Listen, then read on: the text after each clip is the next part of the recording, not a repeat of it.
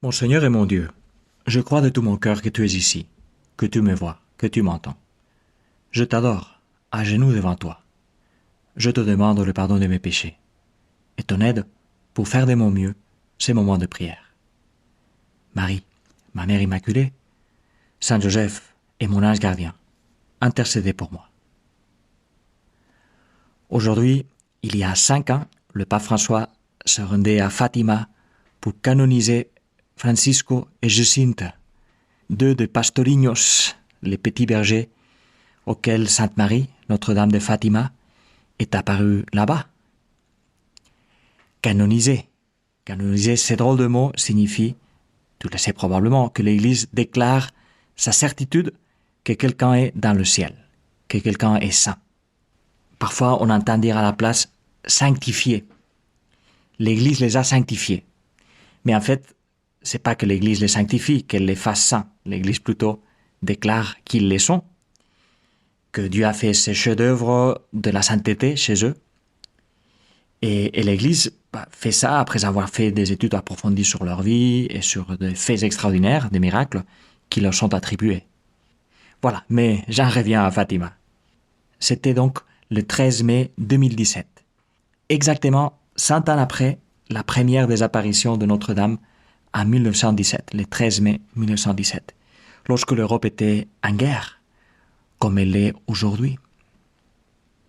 Eh bien, au milieu de cette Europe tourmentée, la Vierge est allée chercher pas les grands dirigeants, dont les décisions pourraient mettre fin à la guerre, mais ces 3 pastorinhos, ces 3 bergers, Lucia, Jacinta et Francisco. Je demandais à un ami portugais comment il fallait les dire. Eh bien voilà, Lucia, Jacinta et Francisco, qui ne comptaient rien pour le monde. Et elle leur a demandé de prier les chapelets, de prier les rosaires, de prier et de faire prier le chapelet. Face aux armes de destruction massive, eh bien, une arme de construction massive, de construction de la paix. La paix qui, comme le pape l'a dit à plusieurs reprises, s'est fait, en fait, elle ne s'est fait pas de façon massive, elle s'est fait de façon artisanale. Le pape, il nous renvoie en fait à l'évangile, aux béatitudes, où c'est toi-même, Jésus, qui dit « Bienheureux les artisans de paix ». Quelle belle parole, Jésus. Les artisans de paix. Les eirenopoioi, on lit dans l'évangile en grec, qui est la source de toutes les traductions.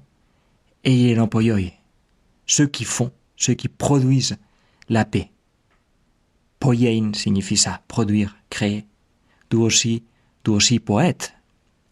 Donc, en fait, on pourrait aussi traduire les artisans de la paix ou les poètes de la paix. Parce qu'en fait, quelque part, l'artisan est un poète. C'est quelqu'un qui fait de la poésie avec ses mains. Pense-y.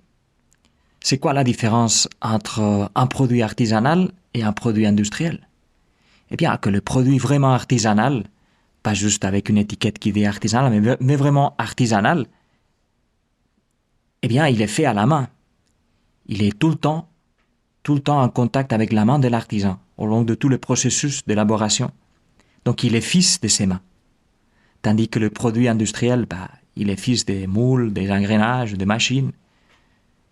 Bien sûr, je ne veux pas faire ici une critique toute facile de l'industrialisation, mais on est d'accord que ce n'est pas la même chose, le produit industriel et les produits vraiment artisanaux. Ce n'est pas la même chose un pain fait à la main qu'un pain fait par une machine. Eh bien, Jésus, tu nous dis que la paix est un produit 100% artisanal. Un produit fait à la main. Et qu'est-ce que ça signifie? Ça signifie que la paix se décide dans la petite échelle des rapports entre les personnes. La paix se décide à chaque fois que, au lieu de parler mal au dos de quelqu'un, je décide de me taire. La paix se décide à chaque fois que, au lieu de répondre mal à la personne qui peut-être m'humilie, je décide de laisser passer la chose. La paix se décide à chaque fois que, pour éviter un conflit inutile, je décide de faire comme l'autre le veut, même si moi je ferais autrement.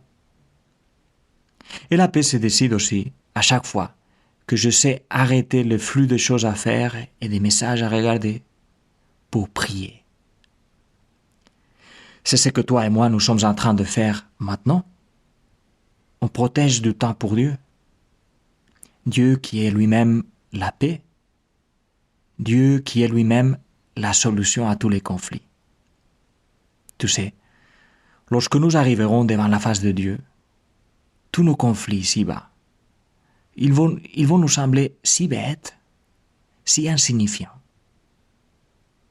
Mais entre-temps, tant qu'on est ici, sur terre, comment s'en rend compte?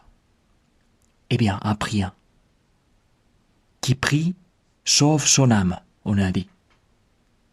Mais il y a plus. Qui prie sauve le monde. Pas seulement son âme, mais le monde, les âmes de beaucoup de gens. Donc en fait, on ne peut être un homme de paix, une femme de paix, que si on prie. Que si on est en contact avec toi, Seigneur, toi qui es la source de la paix. Donc en contact avec toi et en contact aussi avec cette femme formidable qui est la personne la plus proche à toi et aussi la personne la plus proche à nous. Cette femme qu'on appelle aussi la reine de la paix. C'est pour ça que toi, Marie, tu es allée chercher ces pétériens des bergers d'un village perdu au Portugal. Tu es allée chercher ceux qui comptaient les moins pour leur confier ce qui compte le plus, la prière. Et parmi les prières, celle que tu sembles aimer aussi le plus, au moins d'après ton insistance là où tu es apparu, le rosaire, le chapelet. Une prière qui, comme toute prière authentique, est aussi artisanale, faite à la main.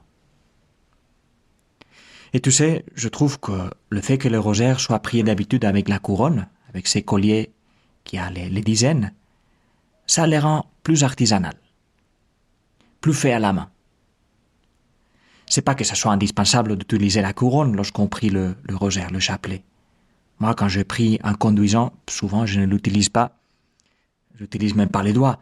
Je fais des dizaines un peu par estimation et parfois je ferai 9 Je vous salue Marie, d'autres fois 12. C'est pas grave. Mais à chaque fois que je peux, je prends ma couronne. J'y tiens. Comme ça, ma prière est une prière faite à la main. C'est une prière personnelle. Et comme ça aussi, quelque part, je prends la main de ma mère chaque fois que je le prie. Je reviens encore un moment au petit Francisco. Dans cette première apparition du 13 mai 1917, la Vierge lui avait annoncé qu'il mourrait très jeune. Et en effet, moins de 2 ans plus tard, Francisco est mort, emporté par la grippe espagnole. Et quand à cause de la maladie, il n'avait plus de force pour prier, il a dit à sa mère, « Oh maman, je n'ai plus la force de dire le chapelet. Et les Ave Maria que je les dis avec tellement de vide. » Et sa mère lui a dit quelque chose de très sage. Elle lui a dit, « Si tu ne peux réciter le chapelet avec les lèvres, récite-le avec le cœur. Notre-Dame l'entend aussi bien. Elle en est aussi contente. » Et voilà, prier avec le cœur. C'est ce que je me dis et que je conseille souvent aux gens. Aujourd'hui, on n'a plus le temps, on peut en parler un autre jour, mais tu vois, nous pouvons avoir parfois une approche trop cérébrale de la prière, comme s'il s'agissait de faire attention à chacune des paroles. Et par contre, regarde ce que disait une fois Joseph Ratzinger, donc Benoît XVI, notre pape émérite, dans une longue conversation avec un journaliste, qui ensuite a été publié comme livre. Je te laisse les liens vers ces livres dans l'app. Il disait, « Le rosaire nous rappelle que la répétition fait partie de la prière et de la méditation, et que cette répétition est une façon d'entrer dans le rythme du repos. Ce qui importe, ce n'est pas que je m'efforce de suivre rationnellement chaque parole dite, mais au contraire que je me laisse porter par le calme que procure la répétition et la régularité. Et voilà ce que signifie prier le chapelet avec le cœur, comme l'artisan fait son travail avec le cœur aussi. La répétition et la régularité du travail artisanal, de la respiration, de la vie. Donne-nous, Marie, la grâce de prier ainsi, surtout pendant ces mois de mai, de travailler pour la paix de cette façon à 100% artisanale.